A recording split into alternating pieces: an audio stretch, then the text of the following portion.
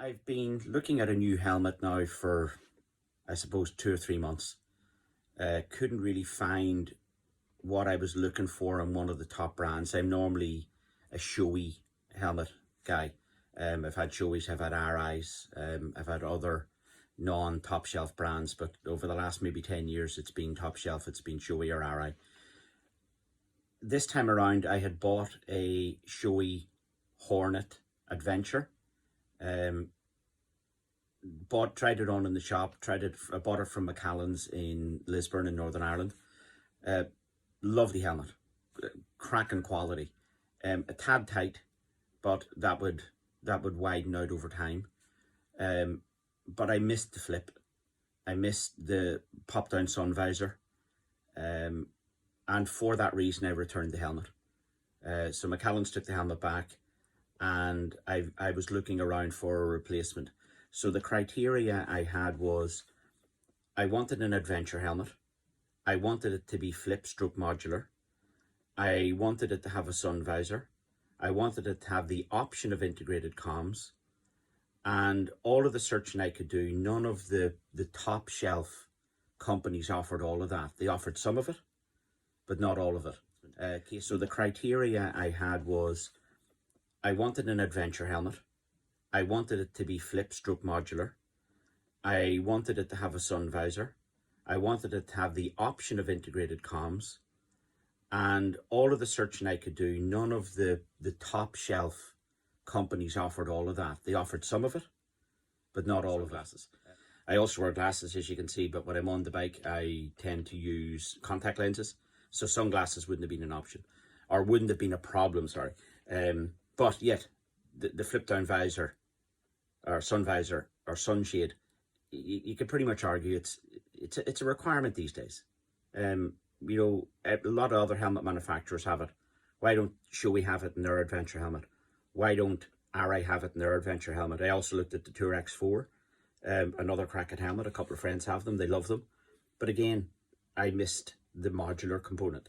So I done a bit of searching and came across a brand called Nexx, Nexx.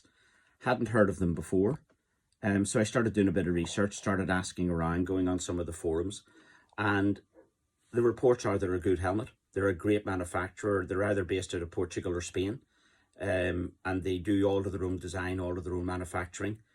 And I identified a helmet called Vilifjord, Vilifjorj.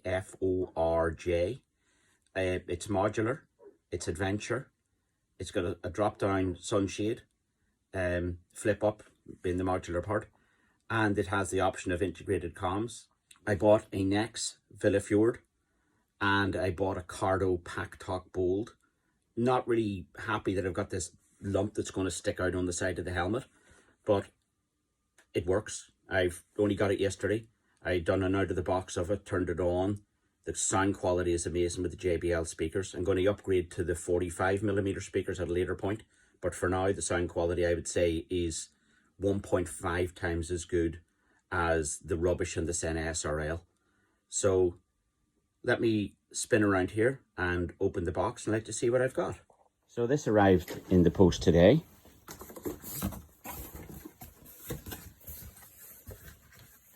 And I've got a lovely black box inside, so I can't do this one-handed, folks. So I'll take the box out and then I'll take the helmet out. So this is the box of the helmet.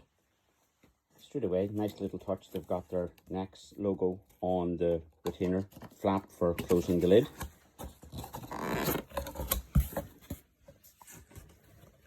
A bit of thought has gone into their design. I like that. More of the Nexx branding. And the helmet is in a protective bag. So let me get it out of the bag and show you what I've got. So folks, this is the helmet out of the box and out of the bag.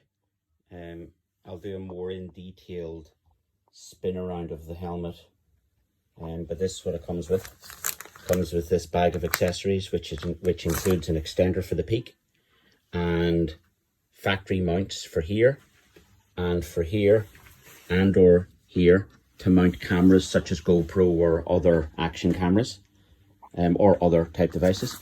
it also comes with the pin lock. So very impressed with that. The packaging is great, and the helmet looks great. I'll give you a bit of background. Because I didn't know the brand, I literally bought the cheapest version of this helmet I could get. So this was the matte black in a medium. Another little secret, I've actually had it on and it fits really well. The helmet is heavy in comparison to my showy Neotech 2, but not to the point where it's going to be a problem. So let's just do a quick look at the helmet itself. So again, you can get integrated comms, but on my previous rant, that's Senna, and it'll be going nowhere near this helmet. The other area for the comms, this is where the control module will go. So Nexx's comm system is called XCOM 2. To move on from the comms that we just spoke about, it's also then got the slider for the drop down visor, the Nexx logo on the back of the helmet, which I hope is somewhat luminous, and then the helmet itself. So let me get a better area to set this on, and I will get the modular part of the helmet open and show you the mechanism for moving the sun visor up and down.